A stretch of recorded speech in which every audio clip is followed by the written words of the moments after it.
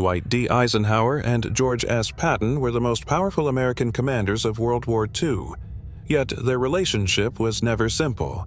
From the outside, they looked like a perfect team. Eisenhower was calm, diplomatic, and politically skilled. Patton was aggressive, fast, and feared by the enemy. Together, they helped crush Nazi Germany. But behind closed doors, something far more complicated was happening. Patton was a problem Eisenhower had to manage. He was brilliant on the battlefield, but unpredictable everywhere else. His blunt speeches, harsh discipline, and refusal to soften his words caused constant tension with Allied leaders, politicians, and the press. Every time Patton spoke freely, Eisenhower had to step in and clean up the damage. Publicly, Eisenhower defended him. Privately, he restrained him. During the war, Eisenhower could never fully praise Patton, not in speeches, not in memoirs, not in official history. Doing so would have meant endorsing a man who embarrassed allies, angered politicians, and ignored diplomatic limits. And Patton knew it. He once wrote in his diary that Eisenhower used him, but would never truly stand beside him. Still, Patton kept fighting.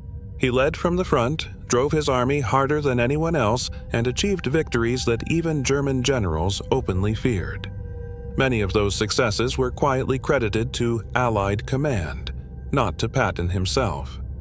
Then, in December 1945, everything changed. Patton died suddenly after a car accident in Germany.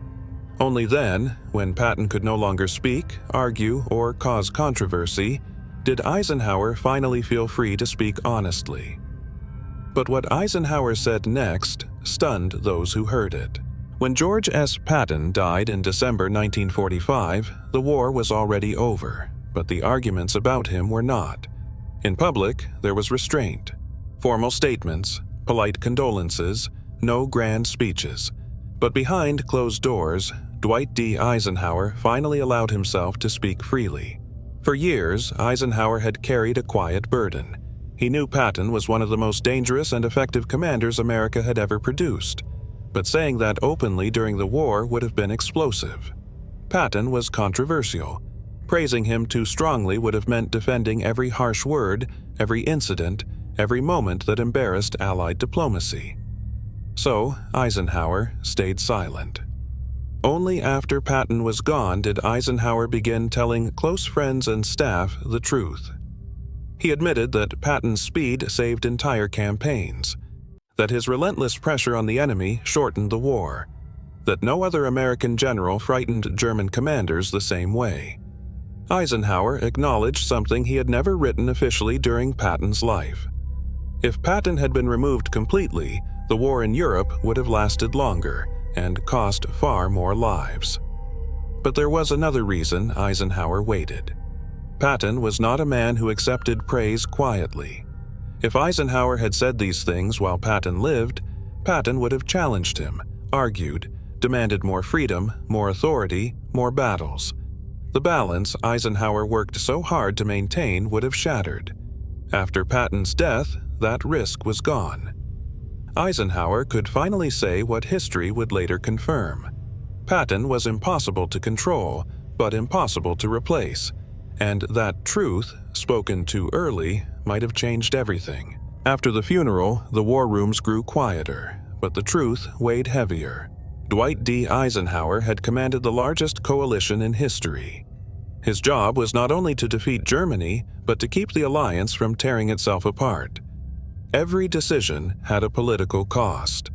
Every sentence could ignite controversy, and no man threatened that balance more than George S. Patton. Eisenhower understood something few others did. Patton did not just win battles, he reshaped momentum. When Patton moved, entire fronts shifted. German defenses bent, then broke. Allied commanders watched their own cautious plans suddenly look obsolete. That power frightened Eisenhower, not because Patton was disloyal, but because he was uncontrollable. If Patton had ever realized how indispensable he truly was, Eisenhower feared he would no longer accept restraint. He would demand independence. He would bypass diplomacy. He would push faster, harder, regardless of political consequences. And if Eisenhower refused, Patton would make his defiance public. During the war, Eisenhower needed Patton aggressive, but contained, useful, but never dominant. So he praised Patton's units, not the man. He credited Allied planning, not Patton's instinct. He ensured Patton never felt irreplaceable. After Patton's death, Eisenhower finally admitted the truth to those closest to him. Patton had been the sharpest blade in the American arsenal, a weapon too dangerous to let loose and too valuable to discard. History would later celebrate Patton openly. Books would call him brilliant. Generals would study his campaigns. But Eisenhower knew the cost of saying it too soon. Sometimes, the most powerful truth is the one a leader waits to tell, until it can no longer change the course of events. Years after the war, long after the noise of battle had faded, Dwight D. Eisenhower began to shape the official memory of World War II. He chose his words carefully, just as he always had. In private conversations and later reflections, Eisenhower finally allowed one truth to surface. The victory in Europe could not be explained without George S. Patton, not as a side note, not as a colorful personality, but as a force that changed outcomes. Eisenhower acknowledged that Patton's speed repeatedly broke German defenses before they could solidify, that his relentless pressure denied the enemy time to regroup, that entire Allied plans succeeded not because they were perfect, but because Patton moved faster than anyone believed possible. Yet Eisenhower also admitted something more painful. He had held Patton back, not out of jealousy, not out of fear of Patton's brilliance, but because the war Eisenhower fought was not only against Germany, it was against political collapse. A single, uncontrolled commander, no matter how gifted, could fracture alliances, provoke scandals, or derail diplomacy. Eisenhower chose unity over hero worship, and that choice haunted him. Those closest to Eisenhower later noticed a shift in his tone when Patton's name came up. No anger, no frustration. Only quiet respect and something close to regret. Eisenhower never publicly apologized. He never said, "I was wrong." But in the way he finally spoke of Patton, measured, sincere, and unguarded, many heard what sounded like an admission long delayed. That Patton had been more than difficult, more than dangerous, more than controversial. He had been essential. And Eisenhower waited until Patton was gone, until his words could no longer change command, politics, or personalities, to say what history would eventually agree on its own. Some truths are too powerful to speak while the men who embody them are still alive. End.